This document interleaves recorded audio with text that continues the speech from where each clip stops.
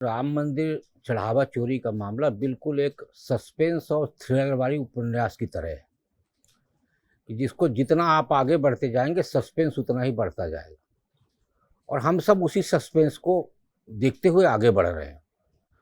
राष्ट्रीय स्वयंसेवक संघ की तरफ से जो कल स्टेटमेंट आया सरकार व दत्तात्रेय होसबोले जी की तरफ से जो स्पष्ट किया गया उसमें 3 बातें थी।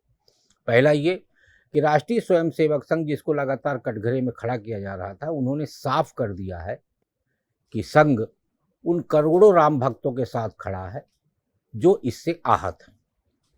दूसरा, दत्ता जी ने जो लगातार चंपत राय जी को केंद्र में रख के सारा मूवमेंट चल रहा था, उन्होंने एक चीज और मैसेज किया है कि इसमें सामूहिक जिम्मेदारी तय होनी चाहिए। सामूहिक जिम्मेदारी का विषय इसलिए है क्योंकि जो 15 सदस्य है उसमें 12 सदस्य केंद्र सरकार की तरफ से बनाए गए। उन 12 सदस्यों में 7 सेवानिवृत्त और मौजूदा आईएएस है।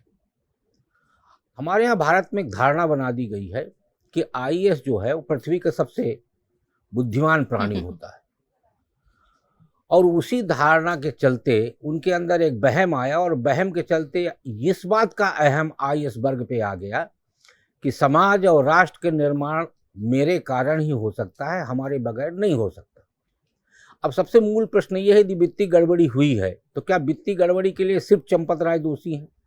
क्या उस व्यक्ति को दोषी न माना जाए जो भारत महानियंत्रक लेखा महापरीक्षक के सचिव हैं जिनको सदस्य बनाया गया है? क्या इस वित्तीय अनियमितता में उनकी कोई जिम्मेदारी नहीं है जो डिस्ट्रिक्ट मजिस्ट्रेट अयोध्या हैं? तो ये तमाम ऐसे लोग हैं जो उसमें सदस्य इसीलिए बनाए गए कि किसी भी विंग पे किसी भी तरह की समस्या आती है तो उसका समाधान आप लोगों को करना है या निगरानी आपको रखना है। तो 7 जो आईएएस सेवानिवृत्त या मौजूदा आईएएस हैं, यदि उनके रहते हुए इतनी बड़ी वित्तीय अनियमितता हुई है तो फिर ये बात हजम नहीं होती है कि अब एक सीओ बनाया जाए, उसमें से सेवानिवृत्त आईएएस को रखा जाए। वो आईएएस क्या करेगा? यदि 7 आईएएस कुछ नहीं कर पाए तो एक आईएएस क्या पूरा प्रबंधन कर पाएगा?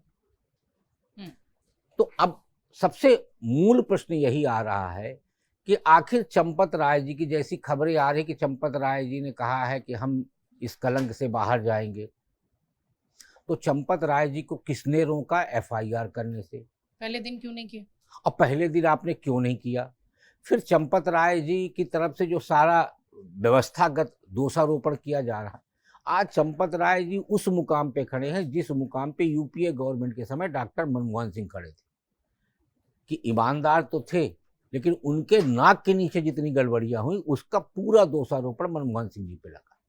तो मैं मानता हूं कि चंपत राय जी ईमानदार तो हैं लेकिन आपके नीचे गड़बड़ियां हुई हैं, इसलिए आप उस दोष से खुद को मुक्त नहीं कर सकते। अगर आप ये वीडियो YouTube पर देख रहे हैं तो हमारे चैनल को सब्सक्राइब कर बेल आइकन दबाएं और Facebook पर देख रहे हैं तो हमारे पेज को लाइक करें।